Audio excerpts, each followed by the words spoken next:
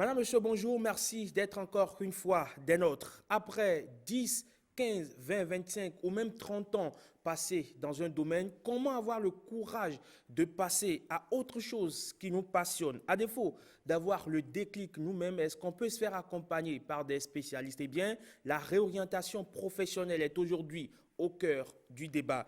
Et puis, si vous développez un appétit vorace pour le sexe, des élans libidineux incontrôlés, eh bien, c'est possible que cela soit un début de nymphomanie. Tout savoir sur ce comportement sexuel, ce sera dans la rubrique santé. Santé, c'est dans quelques instants le temps de retrouver la minute de l'humoriste. Et puis nous allons suivre cet élément qui nous parle des injures sur nos routes. On n'est pas sans savoir que nous ne sommes pas toujours civiques quand nous sommes sur les artères de la circulation. Et bien sûr, on va suivre cet élément qui, on va dire, plante si bien le décor.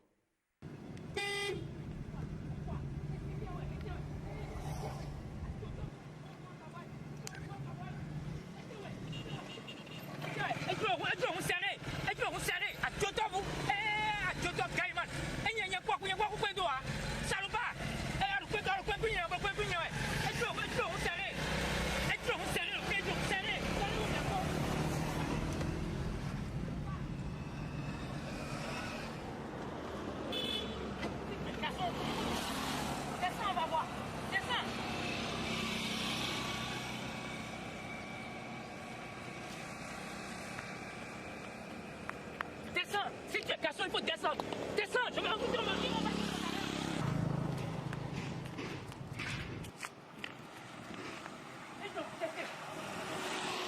Si tu es garçon, descends. Descends ici, on va voir. On va voir qui est le plus fort parmi nous deux. On va voir. Salopard. Retourne au moins.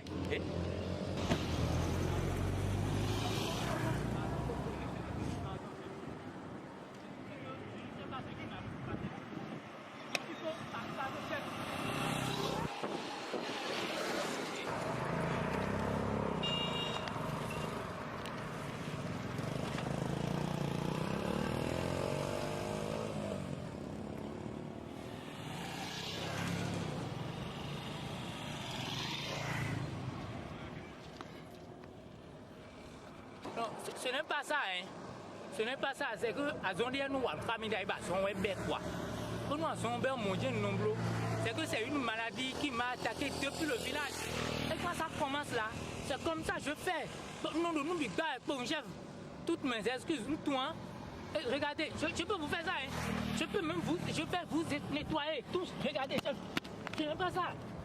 C'est Azon, nous sommes ici village. C'est ma tante, hein. Tante Didier, ouais. Tante Didier, ouais. C'est ma tante, depuis le village, ils m'ont attaqué, mais comme mon mère, nous disons, on doit me dire, hein, quand il t'a dit, je peux vous faire ça.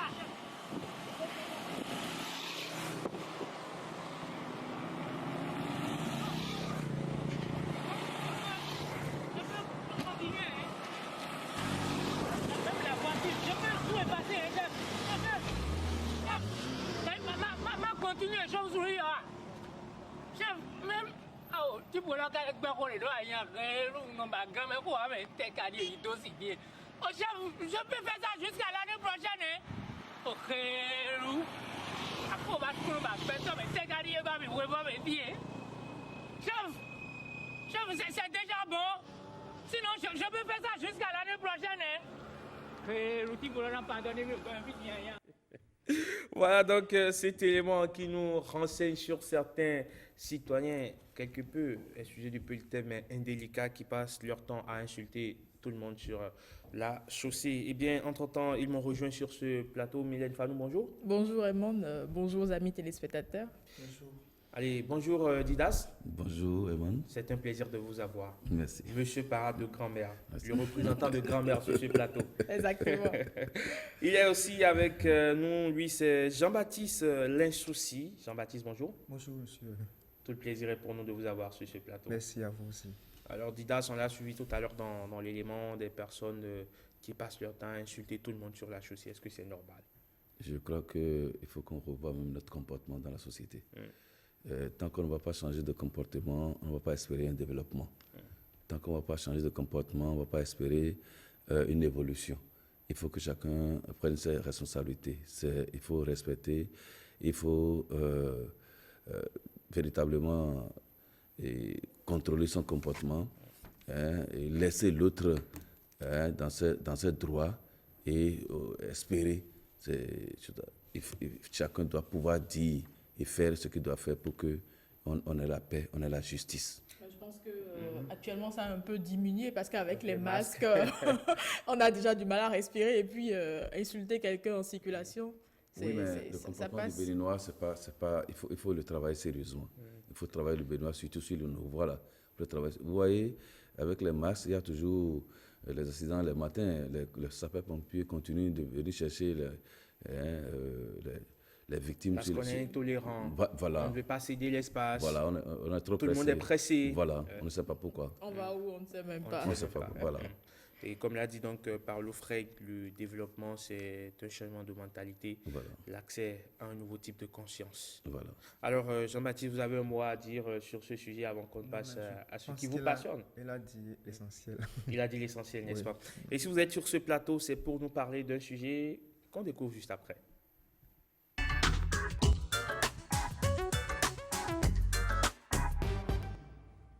Alors, il y a de ces personnes qui développent un appétit exagéré pour le sexe. Le partenaire n'arrive même pas à tenir le rythme. Au bout d'un moment, ils sont obligés de craquer parce qu'ils ne peuvent plus. Ils n'en peuvent plus de le faire lundi, mardi, mercredi, jeudi, vendredi, parfois samedi, dimanche aussi. Et à un moment donné, ils sont obligés de lâcher du lest, de dire stop. Mais ces personnes, apparemment, elles développent, on va dire, un appétit vorace. On les appelle les nymphomanes. Et aujourd'hui, nous parlons de ce comportement avec vous. Jean-Baptiste Linsouci, vous êtes sexologue clinicien, Oui. vous êtes chercheur aussi. Oui. Dites-nous, la nymphomanie, c'est quoi? La nymphomanie, c'est un peu comme vous avez dit, c'est un comportement qui consiste en fait, qui est caractérisé qui se caractérise par la recherche continue et persistante du désir sexuel, du plaisir plutôt, du plaisir sexuel. Mais je voudrais quand même noter que c'est un thème qui est de plus en plus laissé, parce que quand on parle de nymphomanie, ça concerne beaucoup plus les femmes. On parle plutôt maintenant hypersexualité. Et pour parler des femmes, on parle de nymphomanie, et pour parler des hommes, on parle du donjuanisme. Du donjuanisme. Comme Don Juan. Oui, oui. Voilà. Donc Mais c'est ça quand fait même. plus chic, là. Oui, oui, Mais ça fait plus chic. Pourquoi est-ce Ouais. qu'il mérite ça? Non, mais c'est quand même des clichés mythologiques. Mais scientifiquement, voilà, ces thèmes sont laissés maintenant et on parle d'hypersexualité, donc en général, ou comportement sexuel compulsif. Comportement Ou sexuel. sexualité compulsif. compulsive. Ok. Voilà. Alors, qu'est-ce qui est à la base, justement, de ce comportement sexuel? Oui, je peux citer trois causes. La toute première, c'est en fait, souvent, c'est des gens qui ont un manque crucial d'amour. Donc, c'est psychologique. En ce moment-là, c'est psychologique.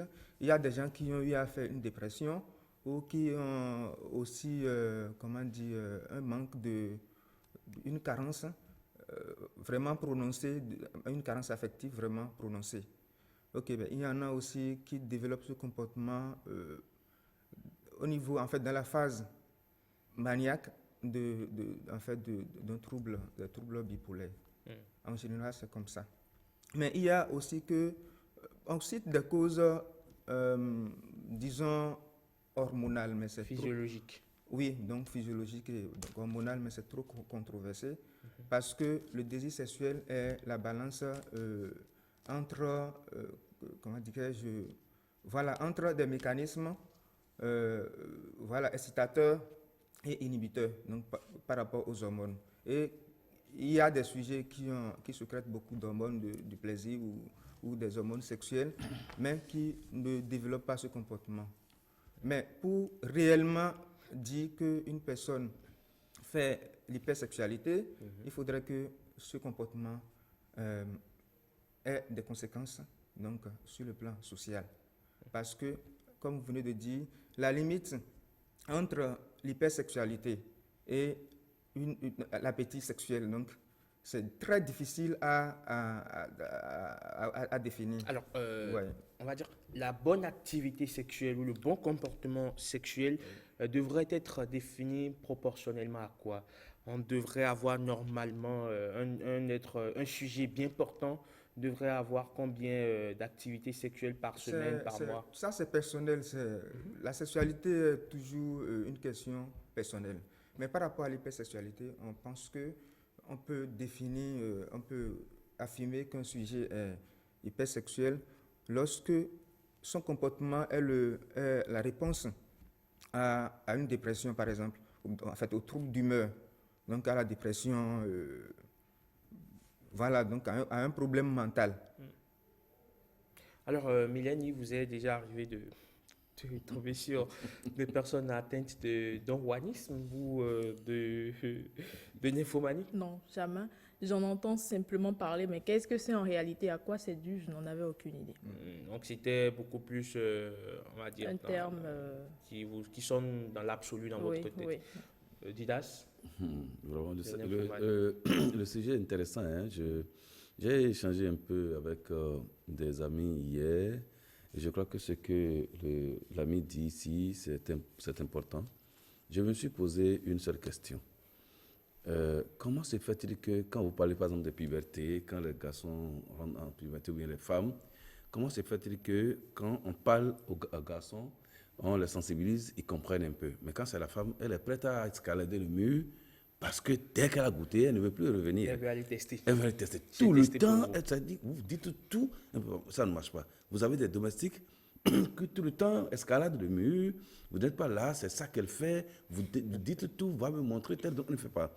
Donc ça veut dire qu'il y a quelque chose. Et je voudrais que le consultant ou il nous dise qu'est-ce qui fait véritablement, quel genre d'hormones pousse la oui, base, pour qu'on devienne Don Juanis ou bien quoi là. Il faut qu'ils nous disent un peu véritablement ce qui amène les filles à faire ça. Mais Aujourd'hui, pourquoi vous ne parlez que des filles? Les hommes également, ils sont accros. oui, on nous a dit que quand on fait la balance, c'est les femmes qui dépassent les hommes. C'est ce que je comprends ici. Et 3%, selon les chiffres, Je pense 3% que des femmes seraient... Le terme nymphomanie- l'hypersexualité est beaucoup plus prononcée chez les hommes que chez les dames. chez les femmes. Ah, d'accord. C'est même très... En fait, les hommes sont à 68%. Ah, d'accord. Vous imaginez plus les femmes, les restes. Mais ce Selon qu'il les dit... chiffres, 3% des femmes seraient nymphomanes. Non, oui, 68% pour les hommes Oui. et oui, 32% pour les femmes. Je vois. Ah bon. Donc c'est Mais plus ce- les hommes. Mais ce dont vous parlez, Oui. on ne peut pas l'associer à l'hypersexualité. Ok. On va parler plutôt de la différence entre la sexualité féminine et la sexualité masculine. Ok. Ouais, ces femmes n'y vont pas nécessairement pour le sexe. Hein. Quand la femme aime, elle aime réellement. Et quand une femme va vers le sexe, en réalité, ce n'est pas le sexe en premier qu'elle va rechercher. L'affection. Et d'ailleurs, en général, la femme associe toujours un état émotionnel à son activité sexuelle. L'homme, ça peut aller avec tout le monde. Tant qu'il y a l'excitation, ça peut aller. Mais une femme qui ne va pas rechercher de l'argent, qui ne va pas se prostituer, associe toujours un sentiment à son activité sexuelle. Vous voyez, donc ça peut être cet amour-là qui est fort et qui amène la femme à aller tout le temps, à désobéir à la maison. Et voilà, donc c'est un peu ce que je peux dire. Alors, est-ce que cette trop grande activité sexuelle peut avoir des répercussions sur le plan sanitaire? Sur le plan sanitaire, je ne crois pas. Non, il n'y a pas. D'ailleurs, la sexualité très active Est recommandé? est recommandée. Mais bon, par contre, Bon, ça, c'est une nouvelle qui va faire du bien à Bruno. oui, vous venez de parler de une fois, Oui, là, deux là, fois, je plaisante. 2 fois, 3 fois. Mais il est par exemple recommandé qu'un homme fasse 3 fois de rapport sexuel par semaine pour amoindrir voilà, les risques de faire un cancer, un cancer De la prostatique. prostate, oui. Oui. Alors, comment soigner justement ce trouble du comportement sexuel? Voilà, je pense que le soin repose sur des thérapies, disons, éducation sexuelle ou voilà, comportementale. Mais on dit aussi souvent que ceux qui font l'hypertension peuvent être guéris par voilà, le mariage. C'est un peu comme monsieur dit, il commence par aimer, il possède son objet et il reste là. Parce que celui qui est hypersexuel ne choisit pas son partenaire. Hein. C'est-à-dire, il va partout et il se présente, il se donne au premier venu. Et voilà, donc le traitement repose essentiellement sur... en fait, ça dépend des causes. On parlait des causes, et il y a aussi une cause neurologique à cela. Mais on recherche cette cause seulement lorsque le comportement apparaît brusquement. C'est-à-dire, le sujet était bien paisible et ça apparaît brusquement. Et on pense que c'est parce qu'il y a un dommage au niveau de son système limbédique. Là, vous voyez, c'est le neurologue qui va faire les soins. Ça dépend aussi, c'est une dépression qui l'amène à ce comportement. Si en temps, elle a eu une déception, elle se dit, ben, c'est fini, ou si il aussi, c'est fini, et bon voilà, je m'adonne à une sexualité comme je veux, très, comment dire, active. Alors, il faut chercher à corriger cette mentalité-là, cette perception de la vie et de la sexualité. Mais alors, Didas, vous êtes sociologue, je le rappelle une fois encore, donc vous observez le fonctionnement de la société. Est-ce qu'un nymphomane ne peut pas être mal vu par la société? Très mal vu même. Parce que, vous voyez, au moment où on parlait dans ce pays ou dans le monde du sida, tout le monde fuit, même si on a ça, on fuit parce qu'on se dit, mais c'est toi qui fais le sexe plus que tout le monde. C'est ça. Donc c'est déjà dès le début l'idée qu'on a associée au Oui, au et ça sexe, fait que la les gens définition n'aiment pas du se sexe. déclarer. C'est ça. Pourquoi c'est toi qui vas attraper ce mal. Donc c'est toi qui passes partout. Donc pour éviter ça, on est obligé de se cacher. Alors donc la société vous peint d'une manière ou d'une autre pour dire ce garçon, stigmatique, pour dire que cet homme-là, il faut le fuir, il n'est pas bon. Et dès lors que vous êtes comme ça, mais quand vous passez dans une maison, mais le monsieur qui a sa femme demande, il est venu chercher quoi ici? Il est venu faire quoi ici? Ce type-là est venu faire quoi ici? Quand vous êtes ensemble avec lui et avec une femme, on essaie de les contrôler tout le temps. Donc, et il faut qu'on fasse attention. Et parfois on dit, il ne fait rien, il ne fait que ça. Oui. Voilà. Moi, je veux bien comprendre. Je me demande si on n'est pas, si ce n'est pas de l'hypocrisie, parce que nous venons tous de là, mais personne ne veut accepter, ne veut dire devant tout le monde, mais voilà, je le fais, et puis bon, ça passe. Oui, C'est notre culture, c'est voilà, ça. c'est notre culture qui ne nous permet pas de dire tout ça. Voilà. On est dans un contexte... On sait très bien que quand... Tout le monde le fait. Oui, quand tout le monde le fait, mais en fait, semblant de ne jamais...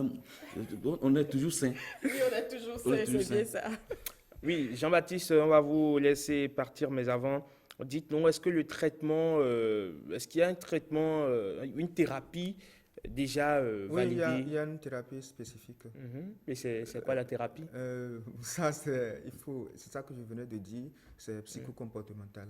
Donc c'est plus mental. Oui, c'est pourquoi, d'ailleurs, ce n'est pas un trouble mental, quoi. Donc, il faut beaucoup parler avec la personne, et aller rechercher la cause, comment il vit sa sexualité actuellement, et qu'est-ce que la personne envisage avec sa sexualité et tout, et lui faire voir les conséquences de ce qu'il fait sur sa vie. En clair, ne pas être Je crois fataliste que- avec Hein? cette personne, oui. Je crois qu'il y a aussi quand même une thérapie simple. Hein. Quand vous travaillez beaucoup, vous n'avez pas le temps de vous accrocher à ça. Mais le problème, c'est que je ne voulais pas utiliser le mot pathologique. Quand quelqu'un est vraiment hypersexuel, c'est pas le synonyme d'appétit. Même le Il va travail... pas vouloir travailler, dépenser son énergie à aller chercher des femmes, à aller chercher des hommes. Mais ce n'est pas, en fait, ce n'est pas l'activité sexuelle abondante dans le couple. Mais c'est... Mais qu'est-ce tout qui va se venant, quoi. passer quand ça va arriver dans le couple, quand votre partenaire est hyper sexuel, comme vous le dites? Non, sinon, le partenaire, bien la partenaire est sûrement très sexuellement, comment dire, actif ou active. oui. Mais il n'est pas hypersexuel parce qu'elle veut 3 fois par jour. Non, qu'est-ce qui va se passer quand l'un ou l'autre des partenaires va franchir le cap de la nymphomanie? Oui, mais ça, il y aura ce qu'on appelle l'infidélité, parce que la personne ira chercher, on ne peut pas parler vraiment d'hypersexuel avec mon seul partenaire, celui avec qui je suis, avec qui je me marie, ça c'est l'appétit sexuel. Là, il aura l'infidélité avec toutes ses conséquences. Et il peut y avoir aussi déjà dans le couple que l'autre ne tienne plus. Absolument. Et que voilà, il y a des conflits parce que elle est frustrée ou il est frustré, il veut Ou il le est fatigué pas. aussi, ou elle est fatiguée aussi. Oui. Et ça peut accumuler des frustrations et ça peut aussi entraîner ce qu'on appelle finalement le manque de désir, les problèmes de désir sexuel hypoactif et même le dégoût de la sexualité chez un partenaire qui sera obligé que de subir. Merci beaucoup, Jean-Baptiste Linsouci. Merci d'être passé sur la parenthèse. Tout le plaisir était pour nous de vous avoir. Alors, Didas, grand-mère n'a pas prévu, on va dire quoi, de thérapie, une recette magique pour combattre la nymphomanie. Bon, Grand-mère n'a rien dit à propos, grand-mère va suggérer beaucoup de choses. n'est-ce pas? Oui. Allez, on installe parade de grand-mère.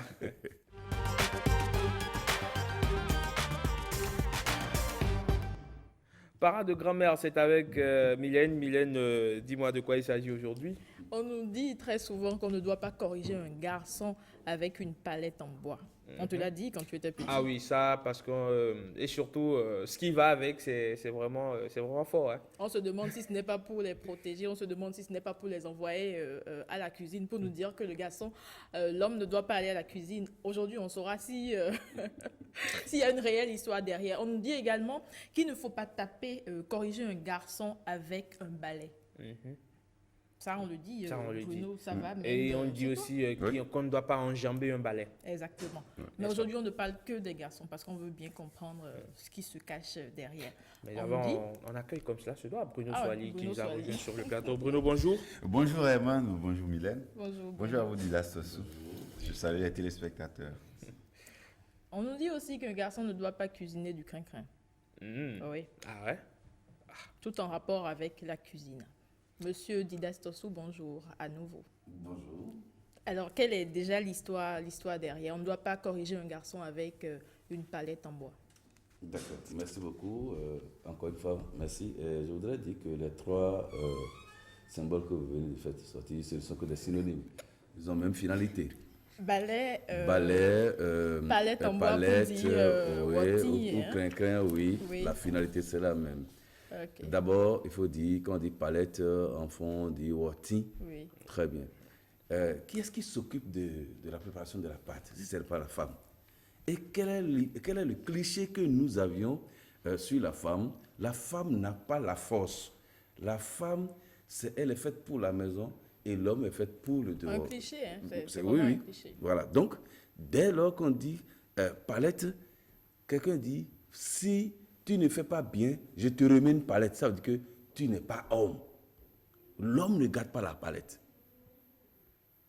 Si tu ne selon fais les pas anciens. bien, oui, c'est ça. C'est ça que grand-mère dit. Si tu ne fais pas bien, je te remets la palette. Or, celui à qui on remet la palette, c'est une femme donc qui est incapable de quelque chose. Est-ce que l'homme peut être incapable de quelque chose? Ah ben oui. Voilà. Donc, on se dit que si jamais on remet la palette à l'homme, c'est qu'il est incapable. Or, si l'homme est incapable dans la société, vous voyez ce que ça donne. Tout à l'heure, l'homme de la santé a parlé de l'hypersexualité. L'homme doit être hypersexuel.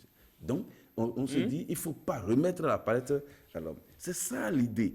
Et cette idée est gravée au point où, même si aujourd'hui, on constate dans l'évolution du monde que l'homme, parfois, est célibataire, lui-même garde sa palette, ou bien, quand le couple est bien formé, l'homme peut préparer et la femme va manger, donc l'homme garde la palette.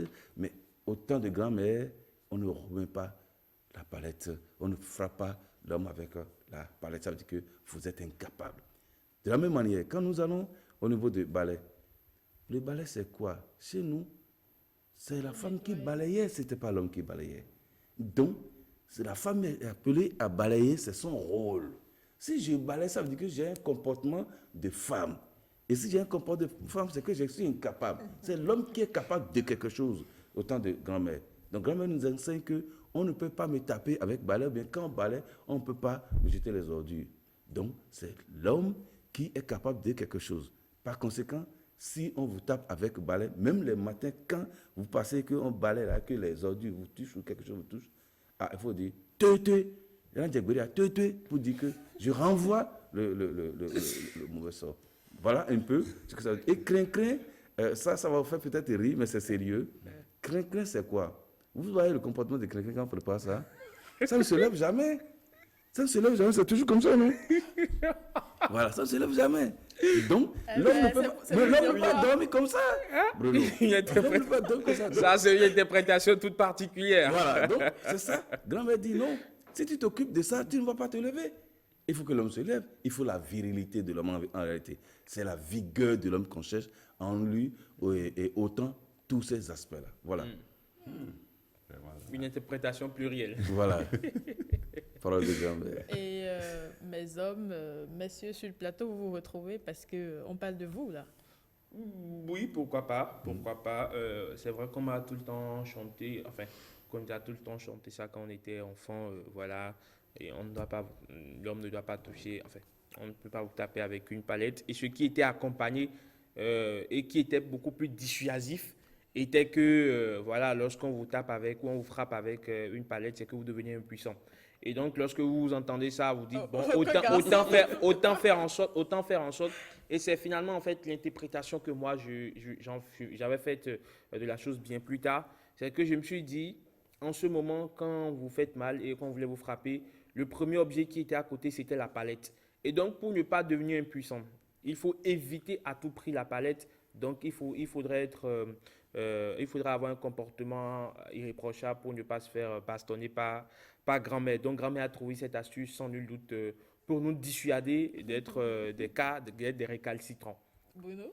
Ah, c'est vrai, on a tous entendu ça, sauf que Herman l'a dit, la palette, c'est l'un des objets les plus proches les plus près de maman généralement, hein, dans notre société. Et voilà, à cause de cela, enfin pour deux raisons, parce qu'on fuit la correction, parce qu'on a aussi entendu ces maximes-là selon lesquelles voilà, la palette ne doit pas être utilisée pour frapper. Donc quand vous prenez la fuite, parfois maman utilise quand même la palette, voilà, elle vous la lance. Elle vous la lance quand même. Voilà, donc elle vous lance toujours la spatule, donc vous n'arrivez parfois pas à échapper vraiment.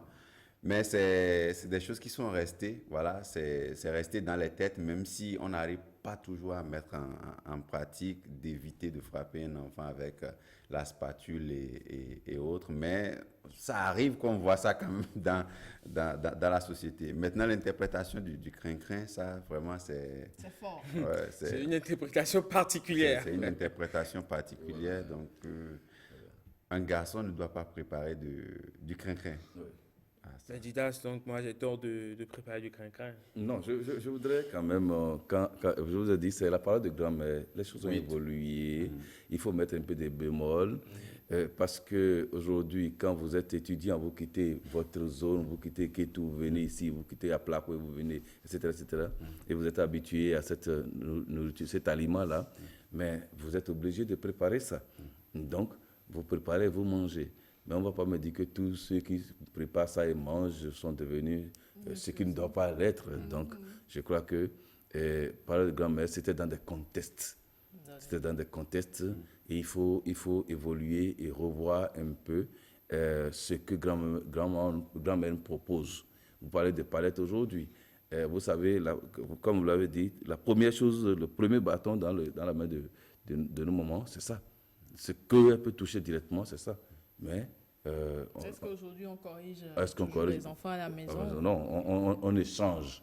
On échange. Il y a plus d'échanges, il y a plus de dialogue qu'on instaure dans les familles. Et les hommes vont de plus en plus à la cuisine aujourd'hui. C'est ça que je viens de dire. Je dis, mais soit vous êtes célibataire ou bien vous êtes étudiant ou vous êtes quelque part isolé de votre famille, soit votre couple va bien et c'est vous qui préparez, madame est au service, vous préparez bien, vous mangez, tout va bien. Il n'y a pas de souci. On s'échange, il n'y a pas de souci. Je ne peux pas aller en Europe aujourd'hui et dire que bon, il faut que mon épouse me suive avant que je ne mange. Est-ce qu'il faut aller manger tout le temps au dehors? Non, il faut que Nous avions vu une vidéo hier ici, on a vu des Béninois à l'extérieur qui préparent, qui mangent ce qu'ils veulent. Donc, il vaut mieux mettre un peu de bémol, un peu de choses à pour dire. Oui, ce que grand-mère dit, il y a une certaine vérité, mais il faut améliorer. Ça cadre avec une certaine époque. Voilà. Oui. Est-ce qu'on ne va pas revoir parade de grand-mère, compte tenu de ces réalités, ce serait peut-être parade de maman pour nos enfants. Bon, peut-être ça aussi. Pourquoi pas? Peut-être aussi. Allez, tout à l'heure, on aura Rebecca Kendiaondé qui va nous parler de l'évolution de la mode africaine. Ce sera bien sûr dans la rubrique mode. On aura également vu sur le net tout ce qui fait le buzz, pas le buzz, tout ce qui fait drôle, tout ce qui est sarcastique sur Internet, parce que tout ce qui fait le buzz, c'est Jocelyne qui s'en occupe. Elle sera là. Demain, ce sera dans Gossip, mais aujourd'hui, ce sera vu sur le net de Talk. Je vous en parlais en début d'émission. On va parler de réorientation professionnelle, comment quitter son confort ou le confort de son activité professionnelle dans laquelle on n'est plus épanoui pour pouvoir nous consacrer à autre chose qui nous passionne, mais pour laquelle on n'a pas forcément tout de suite des retombées financières. Et justement, pour en parler, on aura un invité assez particulier sur ce plateau, quelqu'un qui s'y connaît. Mylène, parade de grand-mère, c'est fini pour aujourd'hui. C'est fini pour aujourd'hui. On prend rendez-vous la semaine prochaine. On prend rendez-vous la semaine prochaine. Ce sera effectivement cela. Didas, vous restez avec nous pour accueillir Rebecca dans Mode.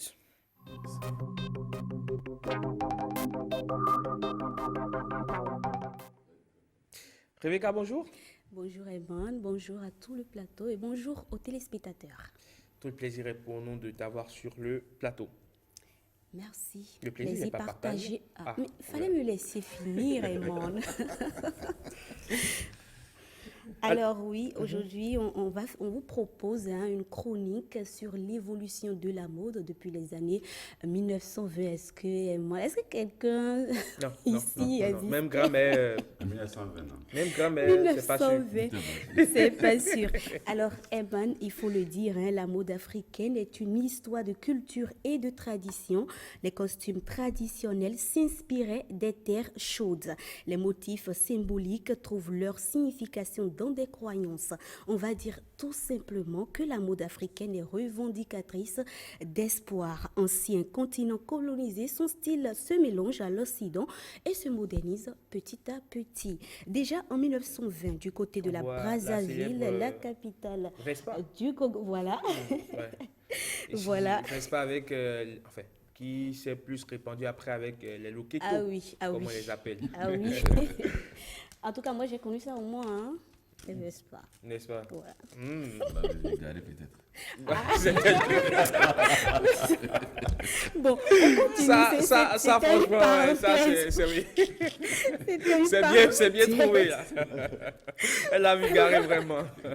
Alors, déjà en 1920, du côté de la Brazzaville, la capitale du Congo, un mouvement a vu le jour, l'ASAP.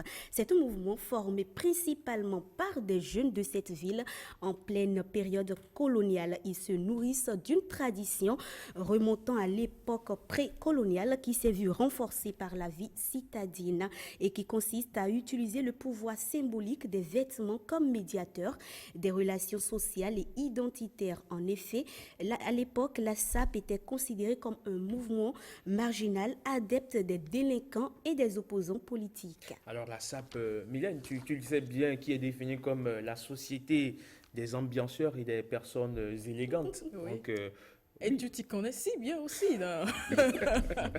C'est sûr. Oui. Ah oui, en tout cas, c'est un mouvement pour qui j'ai quand même de l'affection, ouais. Parce que Respect, quoi. Oui, c'est des Non, choix c'est beau, osés. c'est des vraiment choix chic, osés. des en fait. mélanges de couleurs. C'est des mélanges de couleurs, des choix osés, des choix qui, stylistiquement parlant, enfin, si on fait du stylistiquement correct ou c'est pas du politiquement correct, ne vont pas forcément ensemble. Lorsque vous voyez quelqu'un qui met du blanc, qui est tout blanc vêtu et qui vous sort une chaussure rouge ou du moins des chaussettes rouges. Le plus intéressant, c'est qu'il arrive à te l'expliquer. Oui, il te l'explique. C'est ça la particularité de la mode. La mode, c'est la création. Absolument. Chaque jour. Il vous dit que ce qu'il a porté, c'est fait à base de fémurs de singe ou de grains de café colombien.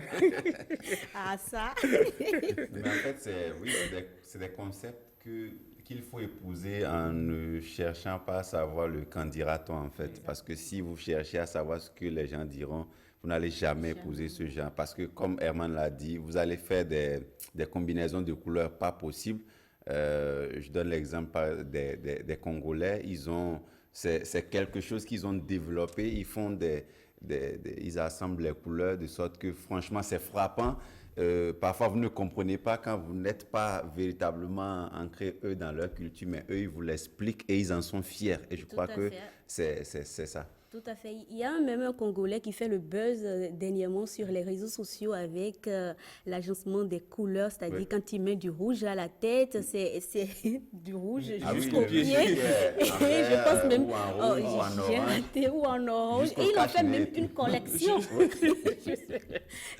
J'ai suivi même un élément, ils ont réalisé même un reportage sur lui carrément. Voilà, Ben, au Congo. la prochaine fois, oui, la prochaine Donc, fois, il on va... devient On va peut-être va- on va peut-être donner voir ça. avec Oui, Mylène. non, Jocelyne plutôt, Gossip. Ah, ok, Ouais. buzz. ouais, Commérage, ouais, ouais, le buzz, oui. c'est vrai. Alors, on continue. Dès 1967, l'Afrique a inspiré Yves Saint-Laurent avec sa création, la collection Bambara, qui comportait raffia, coquillages et autres matières. Toujours dans les années 1967, Yves Saint-Laurent, Paco Rabanne, Courrèges et Givenchy firent appel pour la première fois dans l'histoire de la mode à des mannequins noirs. À la même époque, le jeune couturier Azedine Alaï quittait Tunis pour Paris. Il allait révolutionner la haute couture féminine avec ses lignes près du corps. Dans les années 1970, les femmes ont connu le boubou. Le boubou.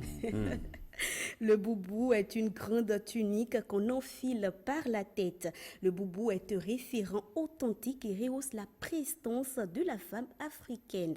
Les tissus sont nobles, des broderies ajoutent une valeur et mettent en avant des parties du corps de la femme. Mylène, nous-mêmes on connaît ça aujourd'hui. Mais ça, oui, c'est oui, c'est- c'est toujours, mais hein. c'est des boubous travaillés, là. Oui, c'est des boubous. Ça, c'est des travaillés. boubous Exact. revisités, on va le dire ainsi. Sinon, au départ, les boubous, c'est vraiment des boubous. C'était réellement des boubous. C'était réellement des boubous. Alors plus tard, on sera confronté à un style vestimentaire plutôt chic et tendancieux, le mélange de plusieurs tissus pour en avoir un motif en fond, on appelle ça ascense.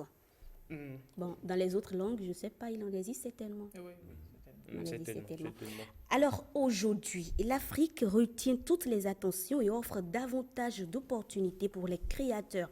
Ce qui est frappant à propos de la génération qui émerge, c'est la diversité des univers qui l'expriment et le niveau de modernité qui les anime. La mode a évolué et a traversé le temps avec des styles variés, des motifs uniques et magnifiquement dressés. Il faut dire qu'on doit aussi l'évolution de la mode à toutes ces stars, aussi bien africaines, européennes, américaines ou autres. On pense tout de suite à la star de la mode, celle-là qui aime beaucoup la mode. Je pense à Céline Dion, qui aime beaucoup la Céline mode. Dion. Oui. Céline Dion, dites-vous. Oh. Vous comprenez, vous comprendrez bien pourquoi.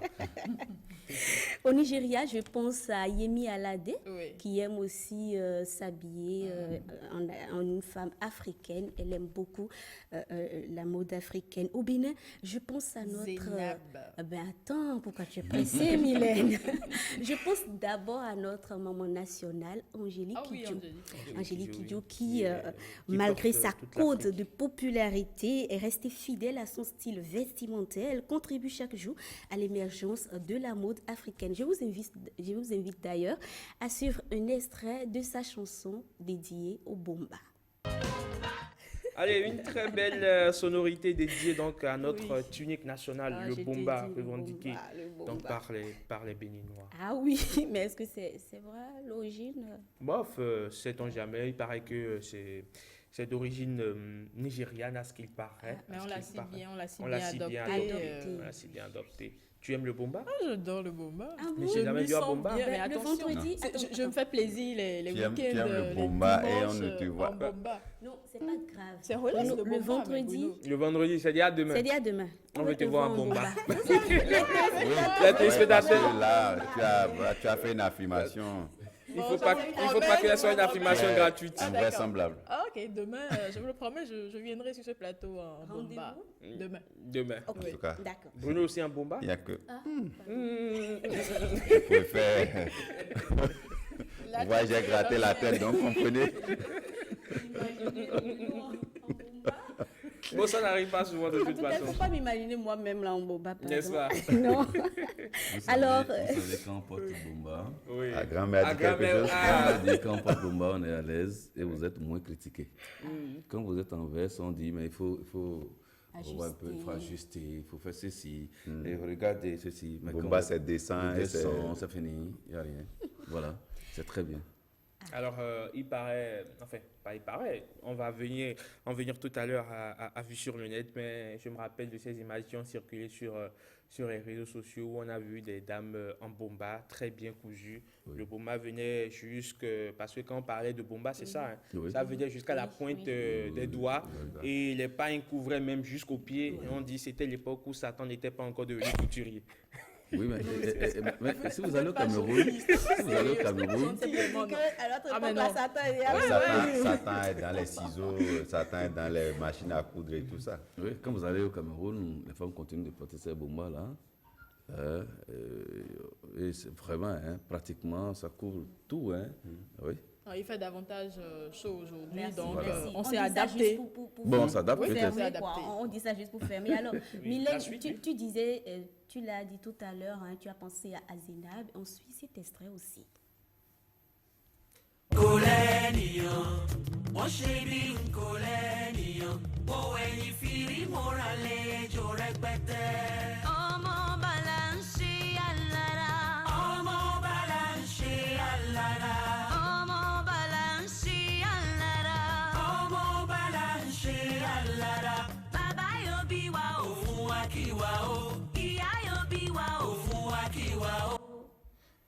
Ça, je crois, Rebecca, ça doit être le Achaoké. Je crois, le Achaoké. Le Achaoké. Et qui est aussi, qui fait partie de la mode quand même africaine, hein, ou bien? Oui, bien sûr, le Achaoké qui est, voilà, donc une tenue vestimentaire ou un style vestimentaire typiquement africain. Je pense que c'est beaucoup prisé par les Yoruba. Hein. Oui, beaucoup. Yoruba, Nago. Les Yoruba et Nago, oui. Ok.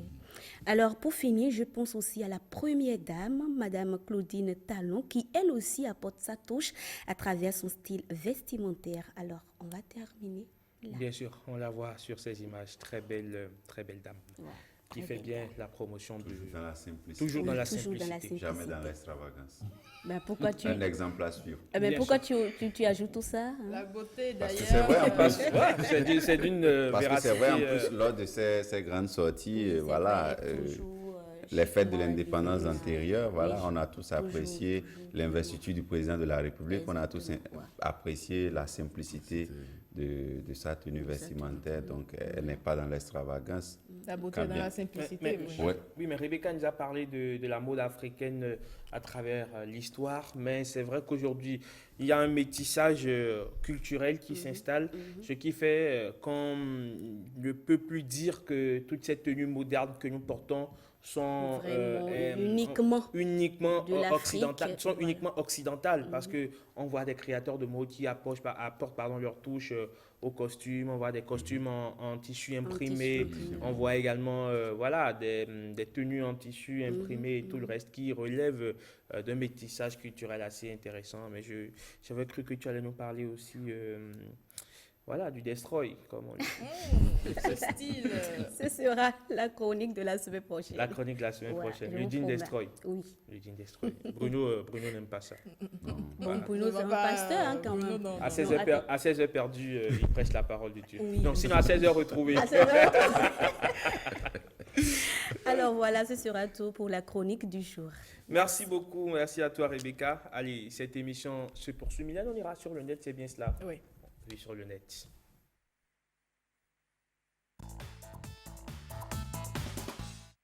Comment se porte la toile? Bien. Très bien. Très bien. On va se marrer. Oui, on va On se apprête marrer. nos papiers mouchoirs. Oui. Allez, sortez les vôtres. Et là, je suis déjà contente parce que je ne suis pas la seule femme sur ce plateau. Rebecca, tu vas comprendre, tu vas certainement me soutenir. Il y a beaucoup de tests, beaucoup de vidéos qui circulent sur le net actuellement où on parle tout Les le temps femmes de sont la pointées du femme. doigt. Oui, exactement. La femme, elle a fait ci, elle a fait ça. Les hommes, ils se disent qu'ils nous connaissent vraiment. Donc, j'ai sélectionné déjà en premier quelques tests. Suivez très bien. La grossesse est la preuve palpable que les femmes ne peuvent jamais garder un secret bien longtemps. Tout ce qui rentre en elle en cachette finit par bien se montrer. Ça, c'est un. Bon, deux. Attends, hein, sinon la grossesse Silas, arrivera. grand-mère a validé ça. Hein. Non, on fait le tour d'abord. Pause pour commenter Oh, oui, commentons, bien sûr. On commente cette publication. Vous voulez que la grossesse Oui, arrive. Mylène, on s'arrête au moment. Oui, tu as un commentaire à propos. Oui, bon, j'ai un commentaire gentil, donc contrairement à ce qu'elle pourrait penser, non, c'est que voilà, c'est aussi la preuve, dans un autre sens, on pourrait voir que c'est aussi la preuve que la femme sait magnifier les choses. Voilà, vous lui donnez une petite chose, elle a la capacité de l'agrandir, de l'améliorer, de l'embellir et tout ça. Donc, on sait ce qu'une grossesse est au départ, voilà, c'est C'est un fœtus. juste, C'est un voilà. fœtus qui Donc devient après, plus elle tard. développe ça et voilà. Donc je pense que la femme a aussi vraiment ce don-là. Quand vous lui donnez quelque chose de vraiment minime, elle a la capacité de rendre ça vraiment quelque chose d'immense. continue. Donc c'est Merci, Bruno. Si tu veux avoir au moins une maison dans ton village, garde ton machin, je dis bien machin, dans ta culotte. Voilà, ouais. Une autre, oui. Ce n'est pas parce que vous les avez rencontrés à l'église qu'ils sont saints et pieux. Les démons sont aussi à l'église. Ce n'est pas parce que vous les avez rencontrés à l'église Qu'ils sont saints et pieux. Et Les là, on démons- parle les bien démons des vont aussi hommes. à l'église. Là, on parle des hommes. Oui, là, on parle des hommes. Surtout. Dieu est le meilleur inventeur à jamais. Il a pris une côte d'un homme et il a créé un haut-parleur. Ah bon? Ouais. Donc, les femmes C'est sont- ce qu'ils disent, hein, c'est ce qu'ils disent sur, Dieu sur est le meilleur net. inventeur à jamais. Il a pris une côte d'un homme et a Oui, créé... d'un homme et a créé un haut-parleur. C'est la responsabilité de l'homme de nourrir la femme. Car la dernière fois que celle-ci a nourri l'homme, ils ont été chassés du jardin d'Éden. Alors- Vous voyez ça? Pour le pasteur qui est sur le plateau, il veut bien... Critiquer ça. non, c'est vraiment pas gentil à l'endroit des femmes. Les gens continuent de se remémorer ce qui est dit dans le livre de la Genèse. Bon, voilà, c'est... Donc, est-ce qu'on est en train de dire qu'il faut désormais faire attention à ce qui vient de la femme? Mais bon, je pense que c'est une manière de souvent, voilà... D'amuser la toile. Voilà, d'amuser voilà. la toile, de taquiner les femmes. Parce que sur ce genre de post, souvent, vous voyez beaucoup de femmes réagir parfois avec des commentaires vraiment... Violents. Vraiment, Oui, oui, c'est- pas c'est- gentils, oui, mais c'est bien c'est aussi ça normal, qui fait, je ne Bruno. sais pas, l'intérêt de la toile. Quand vous y allez, vous apprenez beaucoup. Par contre, quand on dit que, voilà, que si tu ne sais pas garder ton machin, à ce rythme, tu pourrais ne pas Construire construire. une maison. Ça c'est pas faux. C'est une vérité... Vous avez vu cette image qui a universelle. circulé de cet homme qui est dans une piscine avec une femme, voilà, dans la piscine, et il a Si tu arrives à cette l'orteil, le gros, bien entendu, de la femme dans la bouche Dans de la l'homme. bouche. On dit, bon, À quand cette vous avez- étape, quand vous atteignez cette étape, c'est vous que pouvez même la relier votre moindre famille. brique n'ira pas au village. Voilà. Vous arrivez à l'étape où le doigt, l'orteil de la femme est dans votre bouche. Bon, voilà. C'est que vous êtes complètement devenu bête, quoi. C'est vrai? C'est normal, C'est vrai? Oui, c'est normal. Donc, Ça, c'est- Non, vous savez, quand on se met dans la folie, voilà, dans la folie féminine, voilà, dans la folie des grandeurs aussi, ça empêche la réalisation de soi parce que tout ce qu'on trouve comme revenu, on l'investit dans des futilités. Voilà, on se tape des vacances à l'emporte-pièce, on achète des choses qu'on ne devrait pas. Alors que lorsque vous interrogez ceux-là qui font dans du développement personnel, Jérémy Pastel vous le dira, il faut savoir discipliner ses ressources pour pouvoir voilà, faire des économies. C'est Oui, aussi simple que ça. Ce qui est dit là, c'est très simple. Hein, c'est que dès que vous engagez une relation, il faut mesurer sa portée. Sinon, quand ça dégringole, vous avez des difficultés à vous rattraper. C'est ce que ça veut dire. Ce sont peut-être des vannes, hein, c'est peut-être pour amuser la galerie, comme tu l'as dit, amuser la toile, mais il y en a tellement, on se demande s'il n'y a pas une part de vérité dans tout ce qu'il C'est parce qu'ils ont subi, publie. c'est parce que les gens subissent qu'ils Oui, arrivent mais à s'exprimer en fait, on autrement. ne voit que ça. On ne voit que ce type de blague. C'est rare de tomber sur un test qui loue la femme. On en rencontre pratiquement C'est plus. rare.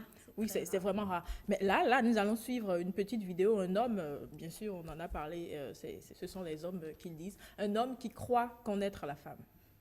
Ayo, thème du jour. La femme est bizarre. La femme, là, elle choisit qui est vu. Elle aime qui est vu. Elle laisse qui est vu. Elle nuit qui est vu. Elle sort avec qui est vu. Tu peux rien. C'est pour cela que vous ne suivez jamais une femme. Parce que vous n'avez rien à faire. Vous avez compris? La femme, là, il faut avoir tes millions. Si elle ne t'aime pas, elle t'aime point. Ça va, yo? Ça va, yo?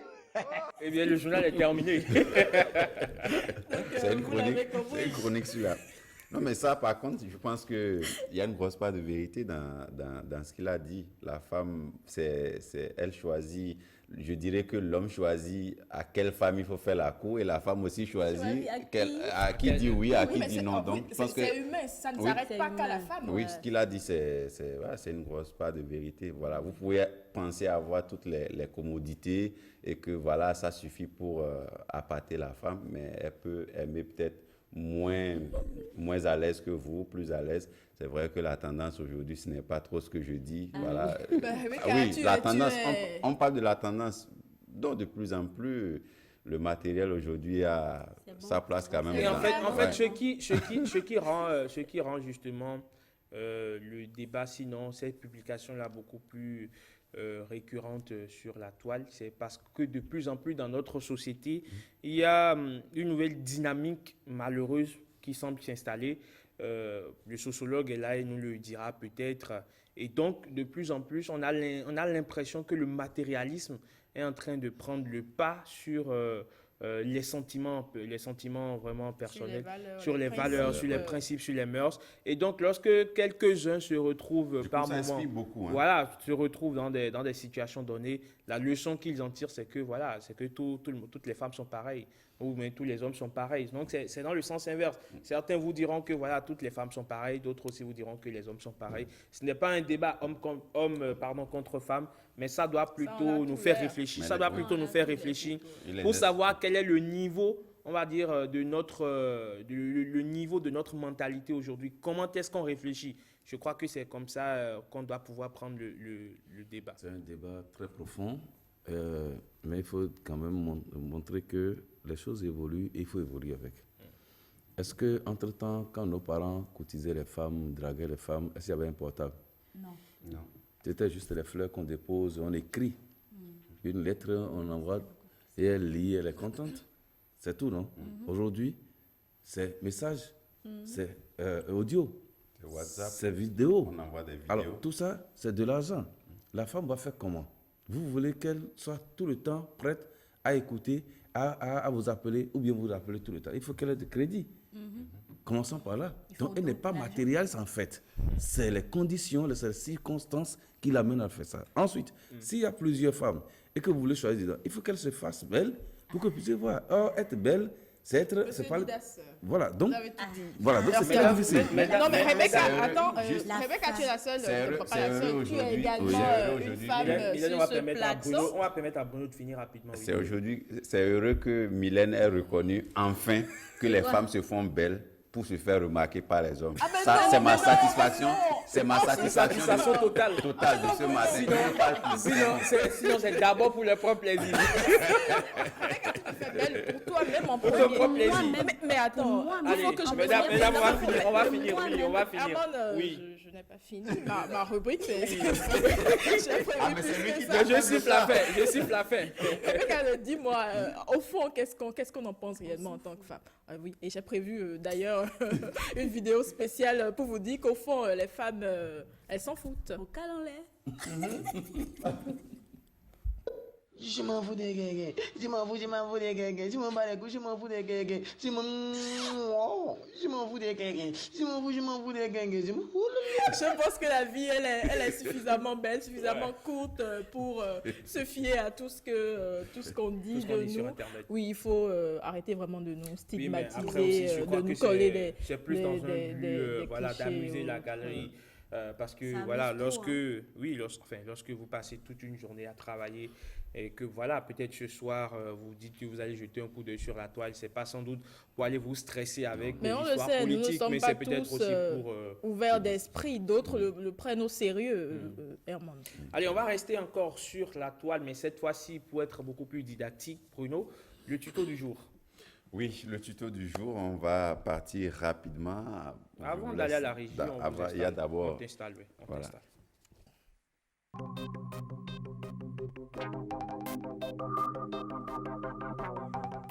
Le débat se poursuit, mais là, on va rester focus sur la tutosphère. Ouais. Oui, on va rester sur la tutosphère. On va rester avec nos compagnons de tous les jours, les téléphones portables. On en a besoin et parfois, entre deux mouvements, on a besoin de rapidement le charger pour l'emporter parce que voilà, on a besoin du portable là où on va. Et donc, on va partir aujourd'hui juste découvrir tous les rapports que les chargeurs ont avec le portable, comment charger un portable, comment le charger rapidement, comment aussi optimiser la charge d'un téléphone portable, quelles sont les fonctions à activer ou à désactiver sur un téléphone portable, quelles sont les fonctions qui parfois Sont énergivores. Voilà, sont énergivores et quelles sont également les fonctions qu'on peut désactiver à des moments donnés pour pouvoir conserver la charge de la batterie. On va découvrir tout ceci à travers ce tuto et on revient juste après.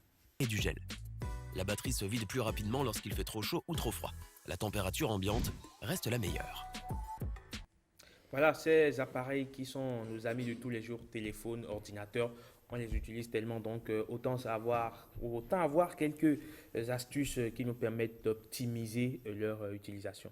Oui, j'ai gardé le fait qu'il ne faut pas, par exemple, laisser un téléphone chargé lorsque la charge est déjà arrivée à 100%, on continue de garder le téléphone chargé. Ça arrive surtout quand on le fait la nuit pour aller dormir, peut-être autour de 3h, 4h, c'est déjà à 100%, mais parce qu'on dort, on laisse le téléphone chargé. Là, ça m'arrive tout le temps. Voilà, jusqu'au petit matin, ce n'est pas de bonne pratique aussi. Ceux-là qui déjà à 70% estiment que son téléphone est vide, voilà, il faut aller le recharger. On ne peut pas charger une batterie à 70% parce qu'on veut toujours voir son téléphone dans les 95-98%. C'est pas bon pour le téléphone. Voilà, vous le savez désormais. Et puis, on va passer au sujet du talk. Le talk, mais avant, on fait un tour au service commercial. Vous êtes chez vous et vos déplacements sont limités? Pas de souci. Commandez à distance via WhatsApp ou mail les prestations de l'ORTB. Où que vous soyez, faites diffuser vos spots publicitaires, vos communiqués, nécrologie et toute autre prestation en toute quiétude. 69 70 55 55, appel ou WhatsApp, disponible 7 jours sur 7. La direction des relations publiques, de loin, si proche de vous.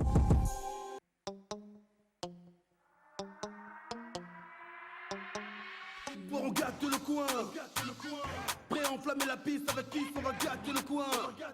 Hey, je mets préservatif, kiss, le party est lancé, les meufs sont chaudes, toujours protégés, kiss bien au chaud, sourire de vainqueur, un regard protecteur qui toujours à... 6% de protection, ce soir y aura plus de supposition. Y a pas de supposition, juste la loi de l'attraction. Ce soir on est classé, fâché, glacé, kiss, toujours protégé. Kiss, toujours avec moi. Toujours sexy, toujours protégé.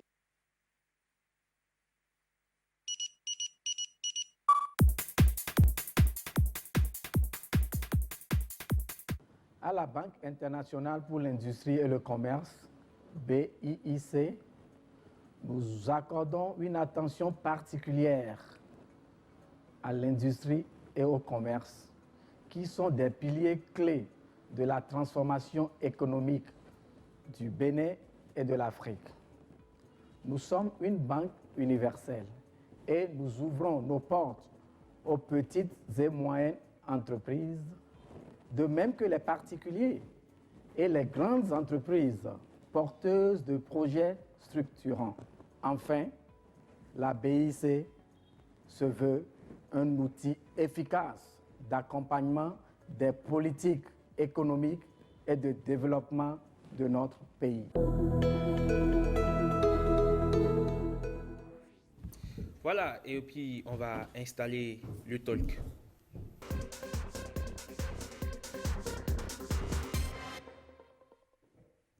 Le talk s'intéresse aujourd'hui à la réorientation professionnelle. Vous avez déjà passé plusieurs années dans votre activité professionnelle. C'est cette activité qui vous garantit une certaine forme de sécurité financière qui vous permet de subvenir à votre besoin, mais vous n'êtes plus épanoui dans cette activité. Mais malheureusement, vous vous dites que vous ne pouvez pas abandonner, vous ne pouvez pas laisser parce que justement, vous ne savez pas ce que vous allez devenir si jamais vous laissez tomber cette activité pour vous investir dans autre chose qui vous passionne encore, que vous ne savez pas si vous aurez la même réussite dans cette nouvelle activité. Bien, comment réussir à faire ce revirement de 180 ou 360 degrés? On en parle justement dans le talk avec un invité, Madame Sylvie de Chacus. Bonjour et bienvenue. Bonjour, monsieur le journaliste. Merci d'avoir accepté notre invitation. Merci. Allez, vous êtes psychopédagogue. Vous êtes, vice-doyenne de la... Vous êtes psychologue, pardon. Vous êtes psychologue, vous êtes vice-doyenne de la faculté des sciences humaines et sociales. Oui. Merci donc d'avoir répondu à notre invitation, Bruno. C'est vrai que à l'apparence, vous êtes assez jeune, vous êtes encore frais. Mais banalement, vous avez déjà fait mine de rien, un peu 10 ans déjà dans le métier de journaliste, n'est-ce pas? Oui. Est-ce que vous êtes déjà arrivé de dire, bon, ok, je laisse tomber ce métier? Oui, c'est vrai que ça traverse l'esprit par moment. Vous avez envie à des moments donnés de vivre d'autres expériences, d'aller faire autre chose. Voilà, ça traverse l'esprit, même si vous ne passez pas à l'acte, parce que passer à l'acte, c'est toujours même le plus difficile de prendre la décision. Mais la réorientation, je crois qu'il y a des conditions à réunir véritablement pour pouvoir se lancer dedans, parce qu'il y a aussi le risque qu'on court souvent de réussir ou de ne pas réussir sa reconversion. Mais je pense toujours que les reconversions les plus réussies, c'est lorsqu'on se reconvertit dans un domaine qui n'était pas trop loin du précédent dans lequel on opérait. En tout cas, pour ce que j'ai observé globalement dans la société, c'est ce que j'ai pu voir. Maintenant, après, voilà, je ne sais pas tout. C'est plus remarquable dans le monde du sport. C'est plus remarquable, voilà, dans le monde du sport. On voit un ancien footballeur qui devient soit entraîneur, soit préparateur physique, directeur sportif. Donc, c'est souvent mieux de rester, je ne sais pas, dans le même, environnement professionnel, dans le même sillage, plus ou moins. Et là, d'abord, pour moi, ça vous permet d'être vraiment efficace là-bas, de ne pas être dépaysé complètement, parce que lorsque vous vous reconvertissez dans un domaine où vous êtes complètement dépaysé, pour moi, ça prend un peu plus de temps pour vous faire une place dans ce domaine-là que d'habitude. Mylène, est-ce que tu te vois faire 30 ans dans le même service? Ah non, absolument pas. Je n'en rêve même pas. Même si ça te passionne? Ah oui, mais déjà, j'ai plusieurs passions. Donc, vu qu'on ne vit déjà qu'une seule fois, on nous le dit, on essaye, je vais plutôt essayer de répartir ou de faire plusieurs choses à la fois. Mais je pense 30 ans dans le même service, faire la même chose, les mêmes choses chaque jour, c'est pas facile. C'est un train-train tous les jours. On vit pratiquement tous les jours les mêmes situations, la routine. À mon avis, ça tue. Ça tue. Donc, comme l'a dit l'autre, si vous n'aimez pas l'aventure, essayez la routine. Elle est mortelle. Alors, est-ce que vous êtes d'accord avec nous que la routine, elle est mortelle et qu'à un moment donné, on sent le désir de changer? Didas, aujourd'hui, vous êtes sociologue, mais à un moment donné, vous dites, non, mais écoutez, je n'ai plus de la passion pour faire de la sociologie, je veux devenir soudeur. Est-ce que ça, c'est possible? Merci beaucoup. Je crois qu'il faut savoir...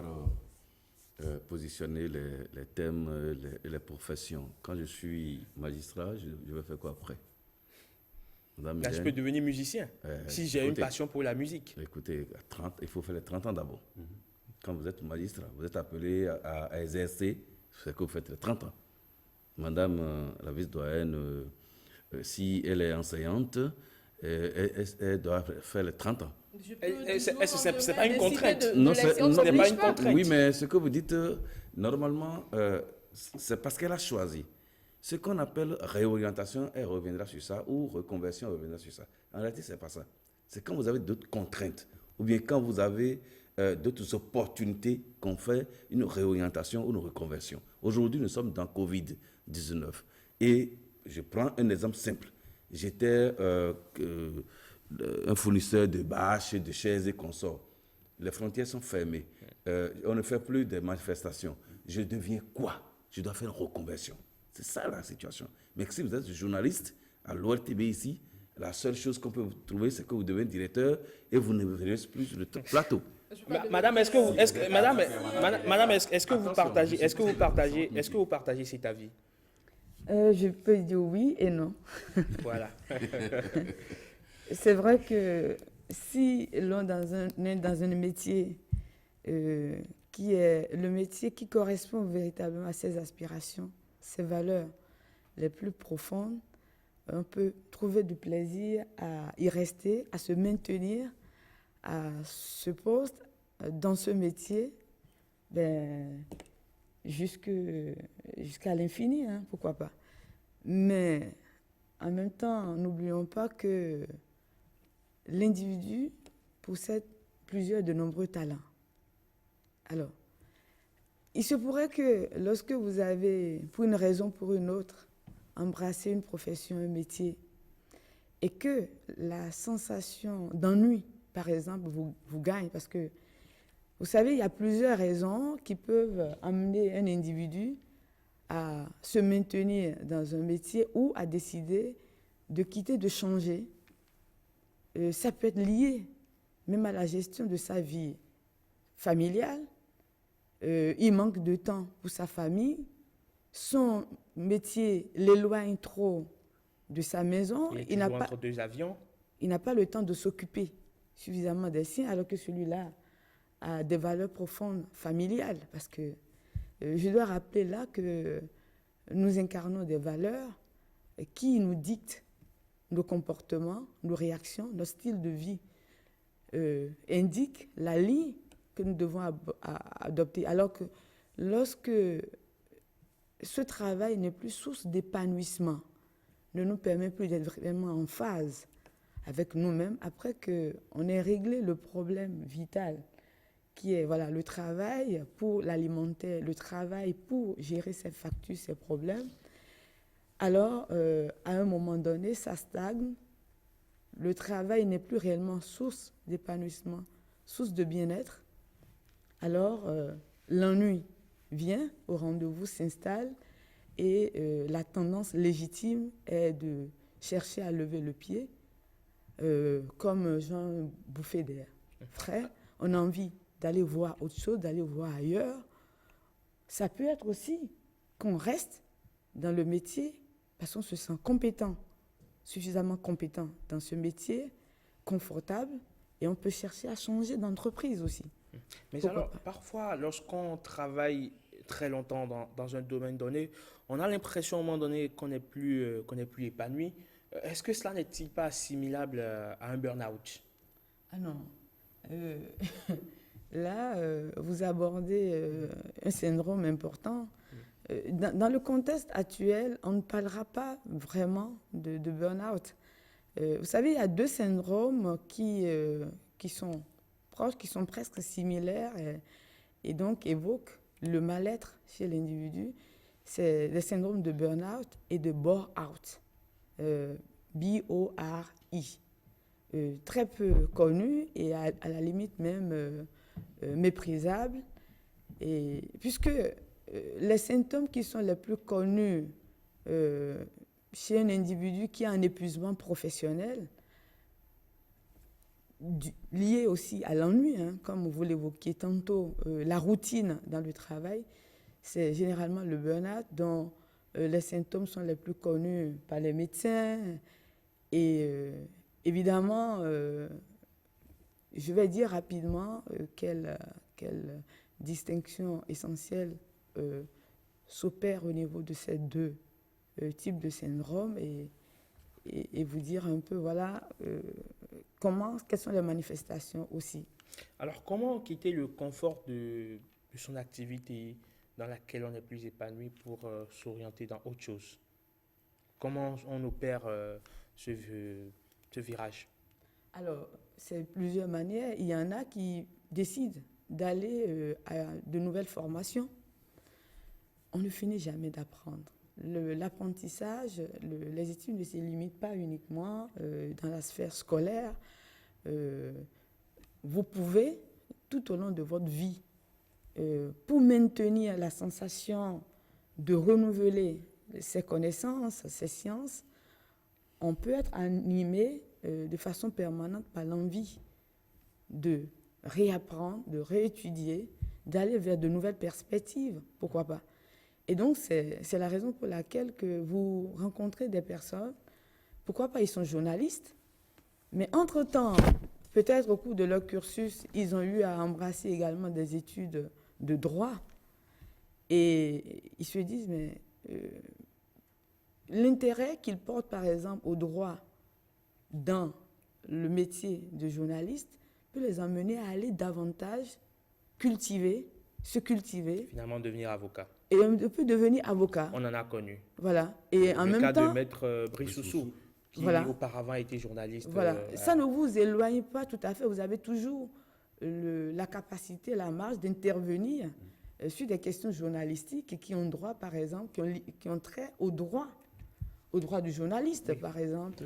Alors, Madame Bruno Je crois que c'est ce que vous êtes en train de dire, c'est très important, et ça ramène donc la question des probabilités, c'est-à-dire que lorsque vous êtes dans un domaine donné, ce n'est pas parce qu'il faut se réorienter qu'il faut aussi avoir des rêves assez utopiques, irréalisables. Herman, vous avez fait les lettres, vous avez fui les mathématiques tout le temps. Vous ne pouvez pas aujourd'hui, par exemple, vous lever de votre position. Je veux devenir astronaute. Et dire que vous voulez être, je ne sais pas, professeur de mathématiques.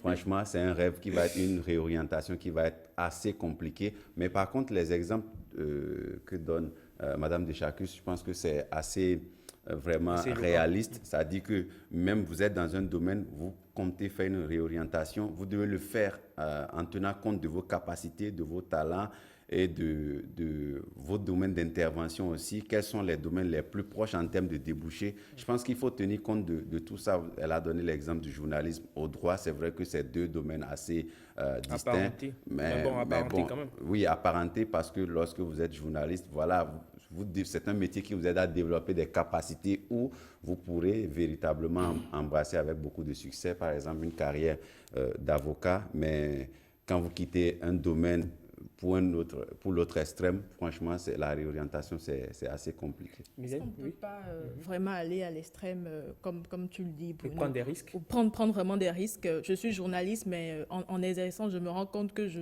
me passionne, j'ai une passion pour la couture, je ne sais pas, un truc du genre, mais un truc qui n'a absolument rien à voir avec le journalisme. Et puis, aller vers, puisque vous l'avez dit, il n'y a pas d'âge pour apprendre. Oui, effectivement. Je reviens un peu à ce que le journaliste Amégan évoquait tout tantôt. Lorsque l'ennui s'installe dans votre quotidien de travail et que le syndrome d'épuisement gagne le terrain parce que vous êtes dans la routine, vous êtes tenté d'aller fouiller au fond de vous-même et d'aller voir quelles sont les perspectives qui peuvent s'offrir à vous, mais en phase avec vos valeurs, vos aspirations. Parce qu'en général, vous savez, l'entreprise qui vous reçoit incarne sa culture propre, mais qui ne tient pas compte forcément des valeurs, ou je dirais autrement de la culture individuelle. Et donc, malheureusement, nous franchissons mal les étapes, nous n'allons souvent pas aller vers un métier ou une entreprise, parce que c'est les deux, qui répondent, qui sont en phase, en adéquation avec nos aspirations, nos valeurs. Principes et autres. Et bon, parce qu'il faut résoudre un problème social, on y va, et c'est en cours de chemin on voit que l'entreprise a besoin de produits, du rendement, des résultats, donc vous devez être performant, de produire ces résultats-là et pour pouvoir garantir votre place dans cette structure-là. Mais au fil du temps, vous êtes dépassé et vous avez envie d'aller voir autre chose et vous confrontez vos compétences à d'autres sphères de métier qui peuvent amener à des restructurations au niveau de vous-même. Et c'est ce qui peut amener, par exemple, que nous accueillons des personnes qui sont déjà dans la vie professionnelle, dans la vie active, qui demandent à ce que l'on leur fasse une évaluation, un bilan de compétences, et pour Ici, au les Bénin. aider au Bénin, pour les aider à mieux définir leur profil Alors, Didas, oui. personnel, leur profil professionnel et mieux envisager leur futur. Oui, Didas. Oui, je voudrais dire que ce que madame vient de dire, c'est vrai, ça c'est la chose la normale.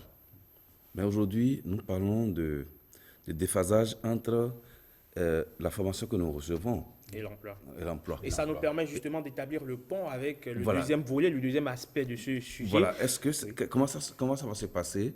Et celui qui a fait une formation telle que vous le dites, on a fait les lettres, et il vient sur le terrain, on parle d'entrepreneuriat, et il se paie. Alors, comment ça va se passer? Quel genre de pont il faut établir pour que Herman se retrouve quand même dans la vie active et qu'il soit utile pour la société? Oui. Madame de Chacus? Oui, nous avons des batteries de tests qui aident à l'orientation scolaire et professionnelle. Là, nous parlons essentiellement d'un individu qui est déjà dans la vie professionnelle, dans la vie active, hein, donc c'est de tous ordres, et qui veut se réinsérer, qui veut se réinventer un métier qui soit en adéquation avec son profil personnel, sa personnalité, ses capacités, ses aptitudes. Et donc, ces tests d'orientation professionnelle que nous mettons à la disposition de l'intéressé en fonction de son profil, en fonction de ses aspirations, aident, parce que nous avons des tests d'orientation d'ordre général, généraliste, et nous avons aussi des tests d'orientation spécifiques à des métiers. Ok. Parce que déjà, vous savez, quelles sont vos aspirations? Est-ce que vous êtes, par exemple, un individu social qui aime être au service des autres? Est-ce que vous aimez défendre la cause des autres qui pourrait vous faire penser que vous pouvez embrasser un métier d'avocat, par exemple? On en parlait tantôt. Oui. Ainsi de suite. Il y a des tests, des batteries de tests qui nous permettent d'accompagner. Si vous n'en savez rien du tout, alors on commencera par des tests d'orientation d'autres généralistes pour évoluer après vers des spécifiques. Allez, Madame de Chacus, le débat il est assez intéressant. Malheureusement, nous sommes au terme de la rubrique, mais avant de conclure, dites-nous, qu'en est-il de nos apprenants qui, malheureusement, après le baccalauréat, c'est après le baccalauréat, ils se rendent compte qu'ils ont soit fait un choix qui n'est pas adapté donc, à leurs compétences, ou carrément c'est peut-être après la licence, le master, qu'ils se rendent compte qu'ils n'y sont pas du tout. Oui, en 30 secondes. Nous savons tous que l'obtention d'un diplôme est important pour l'insertion dans la vie socio-professionnelle, mais ce n'est pas une mince affaire. La question de la réussite scolaire et professionnelle reste majeure. Les défis sont nombreux. C'est vrai que les ordres des ministères des enseignements secondaires, de la formation professionnelle technique et du ministère de l'enseignement supérieur et de la recherche scientifique, qui travaillent en étroite collaboration, mettre sur pied aujourd'hui, depuis quelques années, vous le savez, le service d'orientation à l'endroit des nouveaux bacheliers. Mais c'est déjà un effort qu'il faut saluer. Et vous portez justement un projet dans ce sens? Oui, nous devons d'appuyer, d'accompagner justement à travers un projet phare que le laboratoire de psychologie appliquée vient de mettre en place, qui est d'accompagner les parents. Parce que l'orientation scolaire et professionnelle ne devrait pas se faire seulement en classe de terminale ou après le bac. Ça pourrait déjà se faire à partir de la classe de 6e et au mieux depuis le primaire. Sur cette question d'orientation scolaire, parce que ça nous tient beaucoup à cœur, surtout qu'il y a eu la délibération, j'allais dire une bêtise, la délibération du baccalauréat, et donc des apprenants ou des futurs étudiants sont mis sur le marché, ou du moins sont mis à la disposition des différentes filières qui vont encore ouvrir le porte très très prochainement. Madame, merci d'avoir accepté notre invitation. Je sais que vous avez encore à dire. Je vous promets qu'on va vous faire revenir la semaine prochaine. On va vous faire revenir la semaine prochaine pour parler de ce sujet assez intéressant. Dernière étape de cette émission, le quiz. Vous restez avec nous.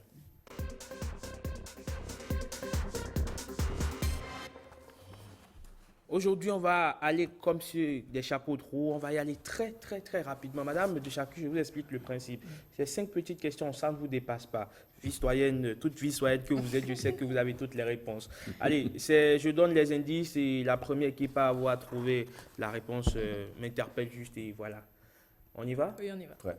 On fait les invités contre les chroniqueurs, c'est un match. Mhm. On y va très rapidement. Équipe A, équipe B. Les doyens contre les jeunes. Les doyens contre les jeunes. Équipe A, équipe B. On a 2 minutes pour finir 5 questions. Bruno, qui suis-je? Je suis né le 7 septembre 1935 à Louga. Après ma scolarité à Saint-Louis, j'entame des études de droit à la faculté de Dakar. Puis poursuis à Paris et obtient le brevet de l'École nationale de la France d'outre-mer en 60. À 25 ans, je commence une carrière de haut fonctionnaire et occupe aussitôt de hautes fonctions administratives. Nommé directeur de cabinet du président Léopold Sédar Senghor en 63. Abdou Diouf. Abdou Diouf. Très bonne réponse. Abdou Diouf à l'antenne à l'instant. Deuxième question. Que suis-je? Bâtiment construit sur décision prise dès 1941 par le président Roosevelt et achevé en 1943 avec mes 28 km de couloir. Et... Qui suis-je? Que suis-je? Maison Blanche. Si c'est une bonne réponse, vous empochez un point, vous venez à égalité. Mais malheureusement, c'est une mauvaise réponse. Avec mes 28 km de couloir et mes 30 000 fonctionnaires, je suis localisé à Arlington, sur la rive sud du Potomac, en face de Washington, D.C. Je constitue à moi seul une petite ville composée d'innombrables bureaux, salles d'opération et boutiques. Je suis considéré comme Mauvaise réponse. Pentagone. Le Pentagone. Le Pentagone. Très bonne réponse. Je constitue à moi seul, donc je suis considéré comme le plus important ensemble bureaucratique du système politique américain. Je suis le cœur de la machine de guerre américaine. Je représente une figure géométrique à 5 côtés. Je suis le Pentagone. Que suis-je? Je suis une grande fresque peinte entre 1495 et 1498 sur le mur de Santa Maria delle Grazie à Milan. Je fais 4,60 m de hauteur et 8,80 m de largeur, réalisé avec de la tempe et de l'huile sur une préparation de plâtre. Je suis l'un des tableaux les plus emblématiques de tous les temps.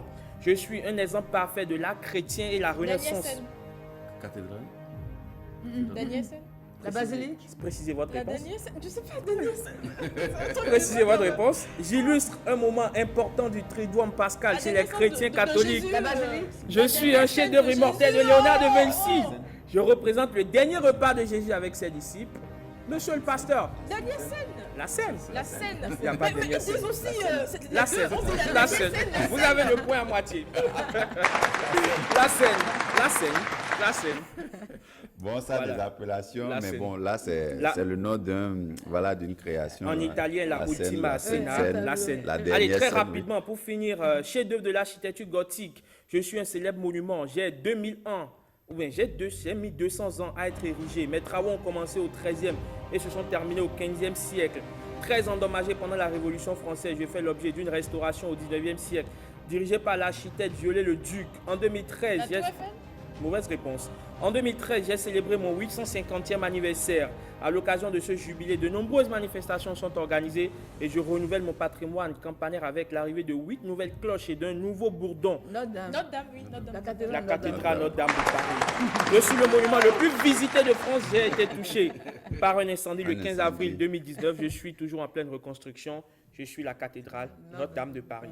Dernière question pour départager. Est-ce que j'ai encore 30 secondes? Si oui. Est-ce que j'ai encore 30 secondes? Oui, apparemment. Alors, on me dit que c'est fini. On me dit que c'est fini, malheureusement. Malheureusement, madame, sinon, j'allais dire qui suis-je? La dernière d'une famille de 14 enfants, née le 30 mars 68. Je connais un succès presque immédiat dans ma province d'origine, le Québec. J'acquiers ma première renommée internationale en gagnant. Céline Dion. Bonne réponse. Merci à vous, madame, d'être passée sur le plateau. Merci, Lidas. Merci, Bruno. Cette émission est à sa fin à présent. Merci à toutes et à tous de nous avoir suivis. Prenez le prochain rendez-vous. C'est déjà demain. Demain, quand il sonnera à 7 h. D'ici là, portez-vous très bien parce que vous le savez, sans vous, nous n'existons pas.